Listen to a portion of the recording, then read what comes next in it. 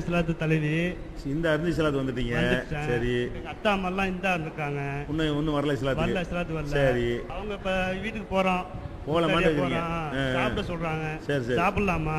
இல்ல இதான் மயத்துக்கு எது சொந்தக்காரங்க மயத்துக்கு எதுவும் கலந்துக்கலாமா? ரைட், அழகான கேள்வி.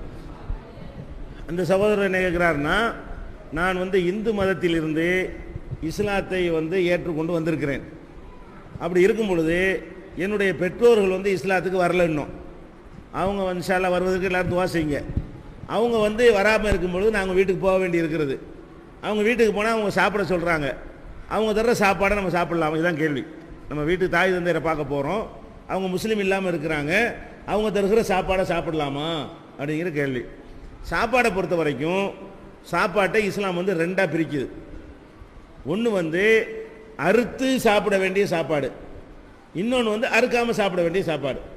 அறுக்காமலே சாப்பிட்றது. அறுக்காமல் சாப்பிட்றது என்ன? அரிசி பருப்பு காய்கறி மீன் உள்பட முட்டை உள்பட என்ன செய்ய வேண்டியதில்லை, அறுக்கணுங்கிறதெல்லாம் கிடையாது, சும்மா சமைச்சிடலாம் அப்படியே, வழங்குதா? ஆனால் அறுத்து சாப்பிட வேண்டியதுன்னா என்ன?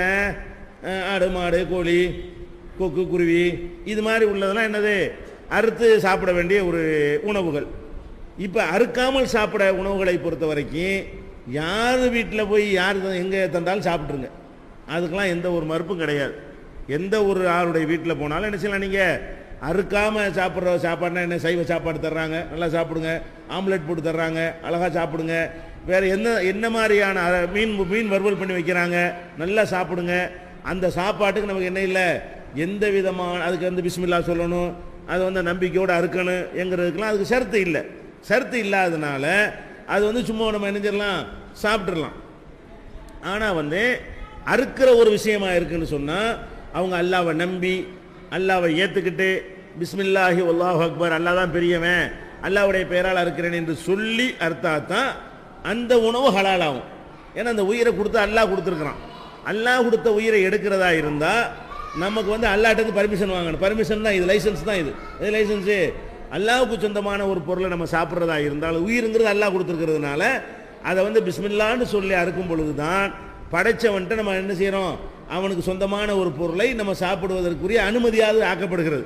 இதெல்லாம் ஒரு முஸ்லீமுக்கு தான் முடியும். இது அல்லாவே நம்பாதவர்களுக்கு இது என்ன வராது, இந்த மேட்ரு வராது. அப்போ உங்கள் தாய் தந்தையர் வீட்டுக்கு போகிறீங்கன்னு சொன்னால் அவங்க கோழி வறுவல் வச்சுருக்கிறாங்க அல்லது பிரியாணி போட்டிருக்கிறாங்க அப்படின்னு சொன்னால் நீங்கள் அதை விசாரிக்கணும். என்ன விசாரிக்கணும்? இது நீனே தண்ணிக்குள்ளே அமுக்கி சாவடிச்சியா, அல்ல கழுத்து நெரிச்சு கொன்னியா, அல்லது ஏதாவது மோதினார் அறுத்தாரா, அல்லது கடையில் போய் பாய் கடையில் கசாப்பு கடையில் இதை வாங்கிட்டு வந்தியான்னு கேளுங்க. இல்லை அங்கே தான் பாயிட்டு தான் வாங்கிட்டு வந்தோன்னா அப்போ கூட சாப்பிட்லாம். இறைச்சியை கூட நீங்கள் என்ன சாப்பிட்லாம், அவங்க நம்ம முறையை அறுத்த இடத்துல தான் நான் வாங்கிட்டு வந்திருக்கிறேன். இப்போ சென்னையிலலாம் போகிறீங்கன்னு வைங்களேன், எந்த கசாப்பு கடையிலையும் நீங்கள் இறைச்சி வாங்கி சாப்பிட்லாம். ஏன்?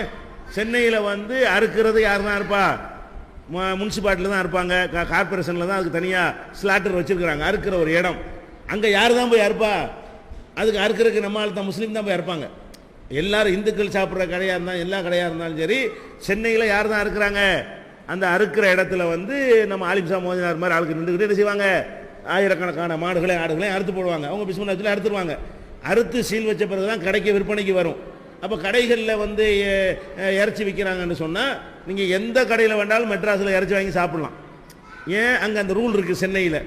அது மாதிரி மதுரையில் அது மாதிரி ரூல் இருக்கான்னு பாருங்கள். எங்கெல்லாம் அந்த மாதிரி ரூல் போட்டிருக்கிறான் இருக்கா, இருக்குன்னா நீங்கள் என்ன செய்யலாம், அந்த ரூல் படி நீங்கள் எங்கே வேணாலும் சாப்பிட்டுட்டு போயிடலாம். அப்படி இறைச்சியை பொறுத்த வரைக்கும் இப்போ உங்கள் ஊரில் நீங்கள் இறைச்சி வாங்குறாங்கன்னா கசாப்பு கடையில் தான் வாங்கியிருப்பாங்க. கசாப்பு கடை பெரும்பாலும் என்ன செஞ்சிருப்பாங்க, முறையை அறுத்து தான் அது செய்வாங்கன்னா நீங்கள் செஞ்சிடலாம். ஆனால் கோழி குருவின்னா கசாப்பு கடையில் போய் செய்ய மாட்டாங்க, அவங்களே வாங்கி அறுத்துருவாங்க, உசுரோட வாங்கிட்டு போய் என்ன செய்வாங்க. அப்போ அவங்க அறுக்காமல் அது மாதிரி இருந்தால் தவிர்த்து கொள்ளுங்கள். அந்த உணவு நமக்கு மார்க் அடிப்படையில் அதுதான் பார்க்கணுமே தவிர இது ஒரு விஷயம்.